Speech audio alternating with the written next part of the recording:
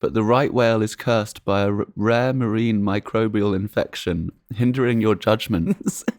And so the idea was that you give people these like backstories that is what they have to embody for that jam. These things can be really helpful to just like lighten everyone into a state of play again. So basically we just jam on this for ages. It's pretty like, you know, you can tell these are guys finding where they want to, you know, it's definitely not arrived yet.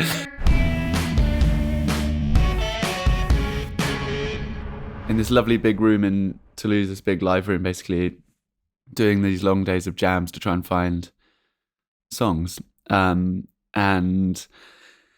for these days, we wrote, where did I put them? Yeah, we wrote these like kind of backstories. Some Brian wrote for us remotely, and some we, these are funny. So like, basically these are things that like, particularly if you're jamming with new musicians and everyone's a bit like, there's a nervousness in the room maybe, and people are not sure where they slot, and some people know each other really well and some people have just met, and these things can be really helpful to just like lighten everyone into a state of play again, which is all you really want to be. And so the idea was that you give people these like backstories that is what they have to embody for that jam. So for example, this is one we wrote. It says at 70 tons and 52 feet long, you seem at first vastly stronger and more powerful than your smaller allies, but the right whale is cursed by a rare marine microbial infection, hindering your judgment, leaving you almost entirely obsessing over the wrong things. The malady is primarily affecting your judgment of your own movements, and you are becoming increasingly incapable of holding patterns or movements that once felt so natural. You are almost apologetic in your slow and clumsy misjudgment, blindly blundering beneath the brine, seeking an ally who may make sense of your misconstructions. Wow. So, essentially, and there's one for a piglet squid that is so good. But basically what these do, so you can then try something silly and no one's thinking, oh, what's that guy doing? He's trying something weird. Like if you suddenly go, it's like, no, that's because I was playing my character. So everyone's liberated to be playful more and to just try things that could sound bad, because there's a smile and an ease to it that lightens the sort of tone of let's all be very impressive musicians now. So in this jam, we just got a drum looping, and then Marco's playing bass. Ben is playing this funny little sound. Jack is on a mic, which I put through lots of effects. So, for example, I asked him to go psh, so that would become, so he does that. Wow. And then I make it go to be. Wow. So that just becomes this nice animated shaker. Yeah. So Jack can kind of speak into the mic and they become these rhythmic things. So he can just be going like, and they'll become these. Right. So basically we just jam on this for ages. It's pretty like, you know, you can tell these are guys finding where they want to, you know, it's definitely not arrived yet. And this is like 30 minutes long of us just like,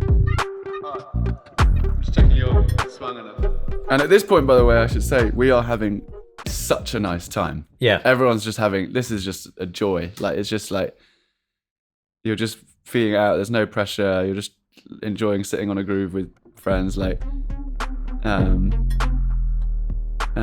then Ben getting his sound closer here. This sound. This is the sound that became, which is in the beat. That's Jack going, So that's voice. yeah, that's Jack just going. You can hear he's just going. And then it becomes. And everyone's cracking up because it's funny. Did you know Tape Notes is an independent channel? Everything we do is funded by your support. We want to continue to bring bigger guests and new original content. So here are 5 ways to help us do that. Patrons get access to our full archive of long-form videos. We're talking 2-hour conversations with the best artists and producers in the world. You also get entry into our amazing monthly giveaways, plus exclusive behind-the-scenes content and much more. YouTube members get access to ad-free episodes, exclusive content, and early access to everything before it goes public. Another great way to support us is by checking out our sponsor, Tape It, a recording app made for musicians by musicians. Download the app and get 20% off Tape It Pro using the code TAPENOTES. We have just released our first ever line of merch. Head to the store tab on our channel page or check the merch section below this video to browse all our new designs and products. And finally, the simplest one. Follow us across all our platforms. Keep watching, liking, commenting, and sharing what we do. Tape Notes wouldn't exist without you. So, thank you. And now, back to the episode. Oh, that's right. The idea for this then became I delayed everyone in the jam by different amounts. So I put everyone through latency, but different amounts of latency against their will, but by different amounts. So the drums are locked and everyone else, myself included, is like being forced to play through intense latency, but to different amounts. So you get this like, this groove that's just like, so for example, the bass here, I can kind of show you what it sounds like with and without the latency on, but like, the bass is delayed by 1,619 samples. The guitar is delayed by 526 samples, quite a reasonable amount. Ben's sound is delayed by 1,500 samples, and then Jackie's glass. So this is him hitting a beer bottle like that. And that is delayed by 1,097 samples. So it basically just means that, like, you know, if I play this, I'll play it without beer for a second so we can just feel the groove. But like that, I love the way that groove feels so much because it's all like just holding together. So if I put everything back in time, it goes from being like this. This is with it all delayed to being like this. Totally loses the feeling to me. It's all just, whereas when it all becomes sloppy, it's got the funk again.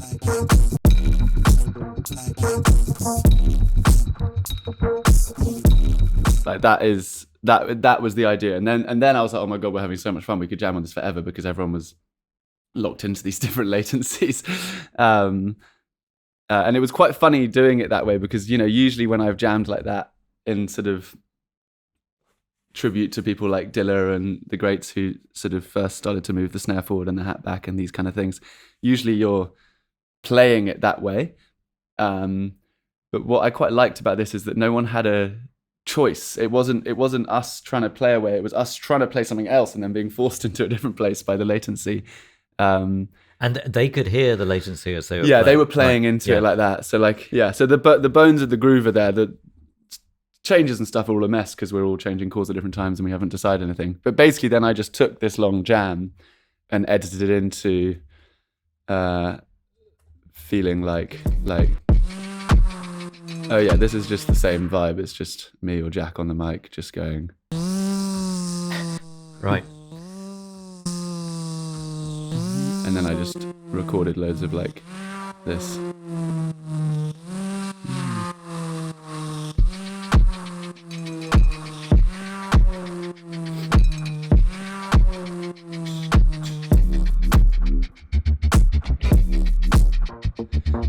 Oh yeah, and this is the shaker from that first jam. What was that? It's a good shaker.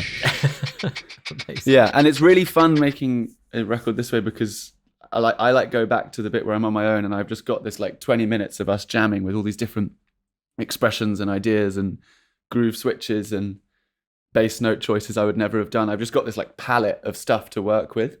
So then I just sort of it becomes a puzzle. But yeah, really different to like the way like solo was, for example. Yeah.